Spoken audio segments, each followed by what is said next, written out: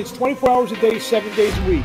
With a vast library of over 1,200 events from boxing's most memorable bouts of all time, Boxing TV melds the past greats with today's promising young stars.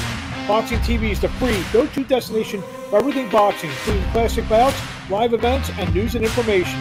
Boxing TV is available on Local Now, Distro TV, Sports.tv, Select TV, and www.watchboxing.tv. Follow Abrams Boxing on social media at Abrams Boxing on Twitter, Abrams Boxing on YouTube, and at Marc Abrams Boxing on Instagram.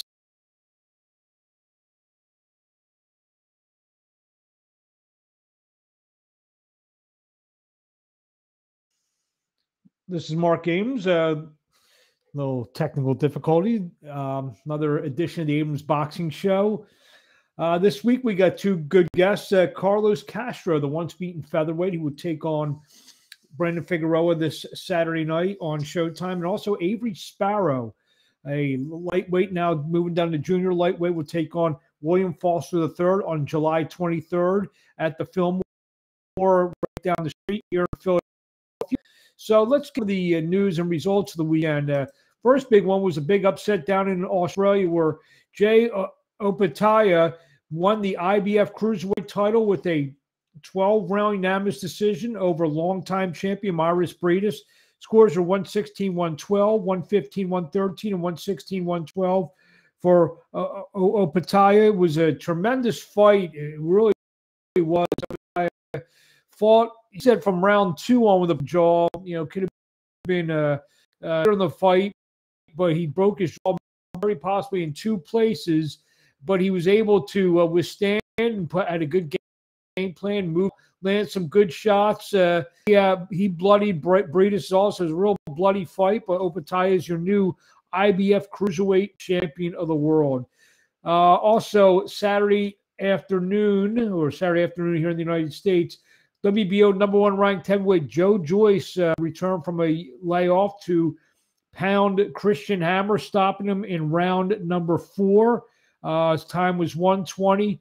Joyce now 14-0 with 13 knockouts, and look for him to get a big fight very, very soon. Probably his next fight, I don't know if it's going to be a title fight, but he's in line for a big fight. If Tyson Fury can't get into the United States and Joyce is with Frank Warren and Fury's with Frank Warren as well, could be an easy fight to make. But, right now Fury said he's retired. Actually, read something today. He could be on his way back to the WWE in October as they have a big event in Wales, I believe. And it's very possible Tyson Fury could be appearing there. This week, get back in the swing of things after a relatively light weekend last weekend due to the 4th of July holiday weekend. Hopefully everyone had a safe and sound and healthy 4th of July weekend. But this week, Derek Chisora, 32-12 with 23 knockouts, takes on Kubrat Pulov, 29-2. That fight is a rematch of a fight won by Pulov a couple years back. Also on the card will be a rematch between Israel Madrimov, who's 8-0 with 6 knockouts, and Michelle Soro, 35-3-1, 24 knockouts. Madrimov won a very controversial stoppage. Turns out that he maybe hit Soro after the bell, all kinds of craziness. Soro was doing well in the fight, but Michelle Soro and Israel Madrimov will be getting it on as the co-feature this Saturday on the Zone as the chief support to Derek Chisora to Kubrat Pulov. This Saturday from San Antonio, Texas, Marc Magsayo, 24-0, 16 knockouts, will take on former world champion 5-0, 22 in a battle for the WBC featherweight championship that's held by Magsayo. Should be an interesting fight. You got the tall, rangy Vargas taking on Magsayo, who title against Gary Russell back in January. It could be a very interesting contest.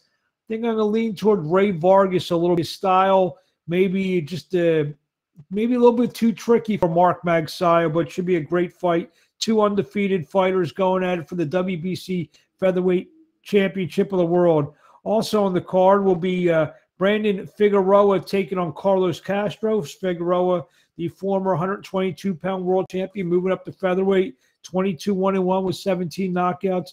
Taking on Carlos Castro, 27-1 with 12 knockouts.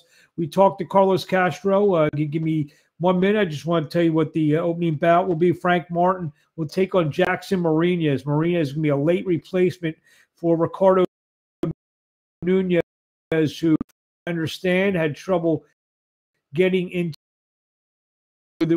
So we will see Martin take on Jackson Marinez, and Marinez for giving Rolly Romero a good fight. As I mentioned, the co-feature of the Big Showtime will pick Brandon Figueroa with Carlos Castro, and I had a chance to talk to Carlos Castro earlier this week, and this is how it sounded. Now joining me on the line is featherweight contender Carlos Castro, who takes on Brandon Figueroa on Saturday night, July 9th in San Antonio in a WBC elimination bout, live on Showtime Championship Boxing. Carlos, how you doing? I'm doing pretty good, man. Thank you guys for having me. Good, good. I appreciate your time. So to talk about this fight coming up on July 9th against the former champion at 122 pounds, Brandon Figueroa. You know, I think it's going to be a good, interesting fight. You know, I think people aren't going to want to miss this fight. You know, I think this fight has fireworks written all over it. Talk about, well, first we'll start with you. Your last fight, you lost a very narrow split decision to Luis Neri back in February. Talk about that fight. You were, a point here, a point there from getting your hand raised in February. No, yeah, it was a narrow decision. He was just a better man that night. You know, he came in with his game plan. You know, like I said, he was just a better man, and he just barely narrowed the decision. You know, but we're looking forward to this fight. That's the past. The past is the past, and I'm looking forward to my future. I think you're the first guy I've ever interviewed who's lost by like 1 point, who said that the other guy may have won. I've never heard that before. So that's kudos to you. Brandon Figueroa coming up from 122 pounds. What's he bring to the table? You know, he brings his relentless attack. You know, his nonstop punching, his attack. I think that's what he brings to the table. You know, he wants to get his name back up there. He wants to be crowned at 126, and I want the same. You know, if the opportunity's here, the opportunity came for me to come up at weight as well at 126. You know, I'm taking it. Yeah, you've been up and down in terms of you've been in the 121, 122, 120, up to 126. What weight suits you best? You know, I think either one. You know, I make the 122-pound good. You know, but the 126, you know, they're giving you a couple extra pounds, so it feels great. You know, it feels great. You know, we've been making the weight easy. You know, we're only like 2 pounds away, which that means camp's been going tremendously well. You know, we're ready. We're ready for a good action-packed fight. I know for a lot of your career, you were fighting on the local Phoenix scene up until like the last 3 fights or so. What's it been like? Kind of not only stepping up the level of competition, you fought on pay-per-view cards. Now you're fighting on Showtime Championship Boxing. What's it been like the last year and a half, 2 years, since you've been fighting in these more high-profile contests? You know, it's been good, man. You know, a dream come true. You know, any fighter that's coming down from the bottom, you know, it's something they always dream. It's something they always look up to, you know, watching your favorite fighters fight on TV, and now you're doing it, so it's a dream come true, you know. It's a big motivation for me, you know. Why? Because I can inspire younger people and younger fighters who maybe think that their career is stuck, or maybe think that they're not getting anywhere because they keep fighting in local shows or whatever. But, you know, sooner or later, the door will open, and as soon as the door opens, you know, take advantage of it and live your dream, man. What, beside the obvious jump up in competition, what's been the biggest adjustment? Is it like doing stuff like what we're doing, the interview request? What's been kind of like the biggest adjustments from, going from that level to the pay-per-view, the Showtime, that type of level? No, yeah, I think it's the interviews. You know, the interviews were like, hey, you got an interview here, you got an interview there, which they're pretty cool, you know. But for someone that's not really talkative, or someone that is not really into interviews and stuff like that, like, it's kind of like, oh snap, I got an interview. What do I do, or what do I say? But, you know, I've been getting comfortable to it. I know you're not looking past this fight. Obviously, you have a tough customer in front of you, Brandon Figueroa. But I'm sure you know, especially if you win, are you going to rush out to watch the main event, which is the WBC Featherweight Championship bout between Marc Magsayo and Ray Vargas?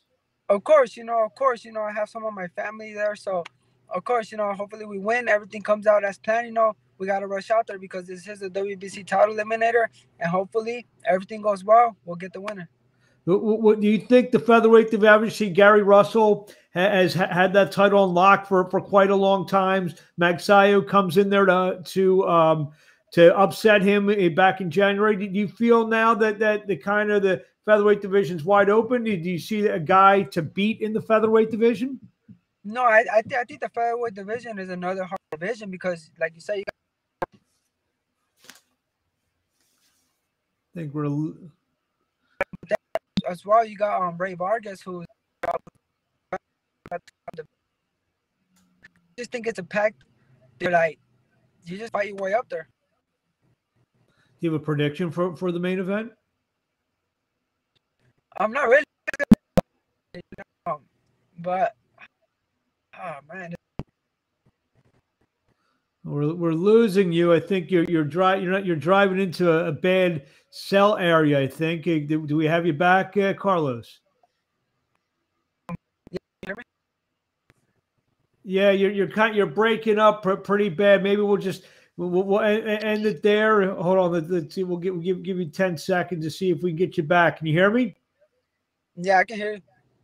There, you're a little bit better. So we're asking you a prediction for the main event. Okay, prediction. Magsayo edge it out, but in a hard competitive fight with Ray. So if obviously I know your prediction is for your fight, your prediction for Marc Magsayo. So can we see Marc Magsayo, Carlos Castro later in the year for the WBC featherweight title? Is that's what you think is going to happen? Yes, of course. If everything goes well, I never look past. We got Brandon Figueroa in front of us, but if everything goes well and if everything goes as planned, those are the plans. I would love to fight Marc Magsayo. Why not? There you have it. Anything you want to say to the fans in closing before we let you go? Where are you driving to? Driving to, I assume, the gym. Well, yeah, we're just getting out the gym. There you go. What do you want to say to the fans in closing? That you guys aren't going to want to miss this fight. You guys got a great main event, but as well, you guys got I think, even better co-main event. You guys got Brandon Figueroa, you guys got me, two Mexican fighters that are going to go at it and that want to do the best to go get another title shot. There you have it. Thank you, Carlos Castro, for a few minutes of time. We wish you best luck. Looking forward to seeing you on Saturday night, July 9th in San Antonio, Texas, live on Showtime Championship Boxing, taking on Brandon Figueroa for the WBC Eliminator in the featherweight division. Thank you and good luck. Thank you, guys, man. Thank you. There you have it, Carlos Castro. Very good interview. Nice young man who gets a big opportunity Saturday night, win, and a title shot is his. So we'll be looking at that. I kind of like Figueroa a little bit in this fight. He just, he's got one loss, and it was a very close decision to Stephen Fulton, and we know how good Fulton is. And so, I mean, I'm leaning Figueroa. So I'm liking. Go back to Pulev. I'll take Pulev, Madrimov in the fights from England. We'll go Vargas. We'll go Figueroa, and we'll go Frank Martin in the opening contest against Jackson Mariñez. Also, Pro Box TV's back on Friday night, I believe, or Saturday night. Cesar Francis 10-0 taking on the former world champion Ray Beltran, 37-9 and 123 knockout sets from Plant City, Florida. Some news and notes: Shakur Stevenson will defend his WBO his titles, his unified titles against Robson Conceição. That will take place September 23rd, most likely at the Prudential Center in Newark, New Jersey, and televised on one of the ESPN platforms on September 23rd. Jake Paul, Tommy Fury, I don't think it's going to happen. And as of this recording, just about a half hour before the recording of this podcast, it's been reported by Sports Illustrated that Jake Paul may fight Hasim Rahman Jr., who's 12-1, legitimate fighter, big heavyweight. Guys fall as high as about 260 something pounds. I guess Rockman's going to, I don't know, he's going to boil himself down to cruiserweight. I don't know if it's going to be a catch weight somewhere in maybe the low 200s. So we'll see, but could be Jake Paul against Hasim Rahman Jr. That, again, is the rumors going around after Tommy Fury was not able to get into the country, get onto a plane for the press conference. Jake Paul's like, the heck with this. No more waiting around. This is the second time he's been stood up, but for lack of a better term, by Tommy Fury, and they're going to go at it. He's going to go at it with Hasim Rahman Jr. Mikey Garcia, as we announced at the very end of last show, Mikey Garcia has retired. He put on his Instagram page where you see underneath the bio, says retired world champion, 126, 130, 135, 140 pounds. So best of luck in the retirement for Mikey Garcia. A good show that isn't being televised by one of the major networks is going to take place on Saturday night, July 23rd, an 8-round main event featuring Philadelphia super featherweight Avery Sparrow, 11 3-4 knockouts, taking on SHOBOX. Guy just won on SHOBOX, William Foster III, 14-9 knockouts. That fight will take place at the Fillmore in Philadelphia, right on Columbus Boulevard there. It's going to be a tremendous fight. I mean, a fight like that's not on a network TV is it's a real coup for hard-hitting promotion. So it should be a terrific night of action on July 23rd. And one of the participants in that main event is the aforementioned Avery Sparrow. And I had a chance to go down to the gym and visit with Avery Sparrow, and this is what he had to say.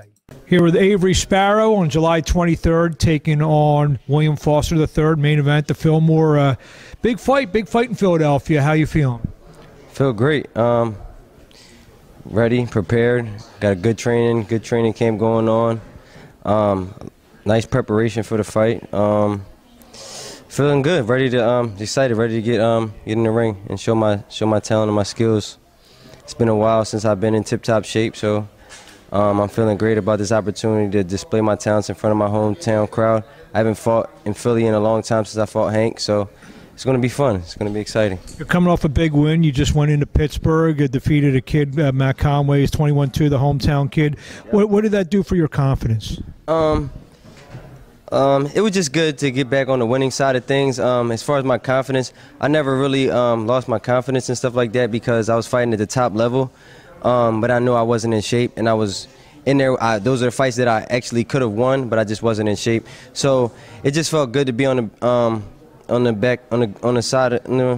good side of winning things. You know what I'm saying? So that's all it was. Foster's a quality fighter. He's actually come into this town before and beat Donald Smith. Maybe a little similar to you. Like he's a guy who looks like he'll take on anyone, anywhere, kind of like you are. We'll talk about William Foster III. What does he bring to the table? I don't see too much that he brings to the table. I mean, he's an undefeated guy. He wants to keep his O. So he's going to come hungry, but there's levels to boxing, you know what I mean? He did beat Donald Smith, but Donald Smith hasn't fought the level of opposition that I fought. He's a great fighter. Donald Smith is a great fighter, but I've been on a different level. I fought higher level caliber fighters, and it's just a totally different intensity level in fights and totally different level of boxing that I don't think that he's been on yet. And him coming to my hometown, and him being willing to take on, you know what I mean, anybody in tough fights like this, it's good. It's good for him to do that, but I just think he bit off more than he can chew this fight, and he'll learn. What is it about you? I mean, you've only had 14 fights. People think you've been around forever, right, because you've been taking on probably tough fighters probably since your 5th, 6th fight, and you've been, going on the road fighting guys, Rolando Romero, all kinds of guys. Mm-hmm. Where did that mentality come from?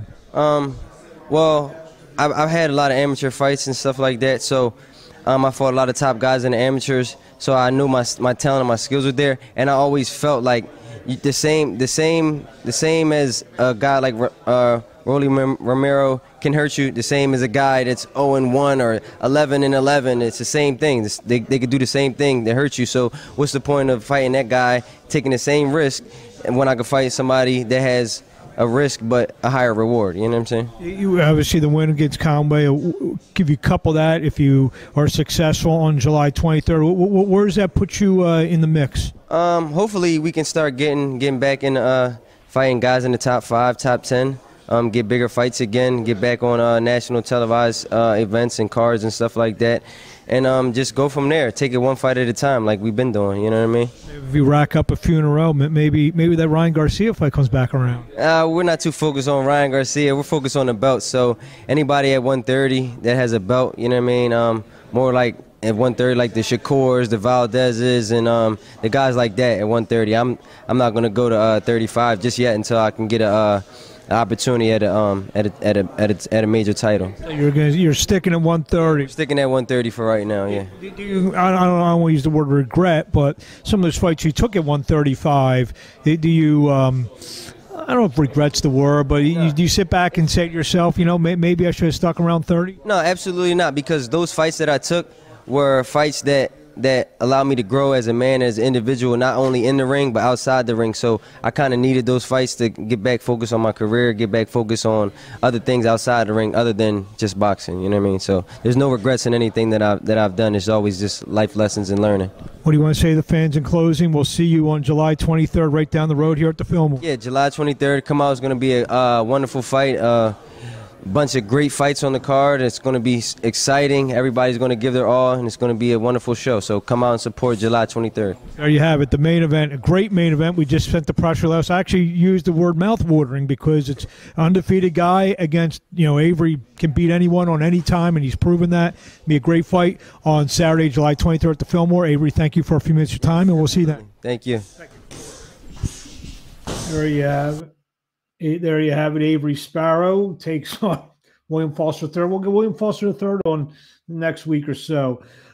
Quick news and notes. WBO featherweight champion Emmanuel Navarrete, 35 and 129 knockouts, will defend his world title against Eduardo Baez, 21-2-2. That will take place August 20th at the Pechanga Arena in San Diego and be on one of the ESPN networks. Super welterweight Liam Smith, 31-3-1 with 18 knockouts, former world champion, has officially signed with Boxer. He was just with Matchroom, so he'll be looking to face maybe getting the Jermell Charlo sweepstakes at some point.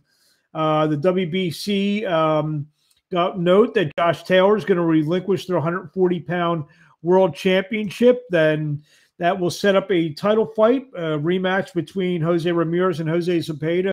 The terrific first fight that they had a couple years back that saw Ramirez win and get his titles, and be an excellent fight.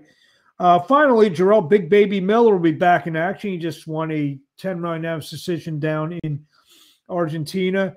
He will take on opponent be named in Murfreesboro, Tennessee. He just won on June 23rd. This fight will take place on July 23rd. So that about wraps it up this week. I want to thank my two guests who joined me, Carlos Castro, who takes on Brandon Figueroa this Saturday night live on Showtime as part of the big triple header that will be featured by Marc Magsayo taking on Ray Vargas for the WBC Featherweight Championship. Also, Avery Sparrow, who, again, we fight in July 23rd against undefeated William Foster III live in Philadelphia at the Fillmore. Fans, if you're in the area, that's definitely a great fight to come check out on July the 23rd. So I'd like to thank everyone who's tuned in to watch. Keep an eye out on Abrams Boxing on YouTube. All my social media. We're going to have a lot of interviews going on this week. I was down at the gym, interviewed a bunch of the fighters that are going to be on the July 23rd fight at the Fillmore, plus the promoter Manny Rivera from Hard Hitting Promotions. So I'd like to thank everyone who's watching this week. Tune in this next week for the Abrams Boxing Show. And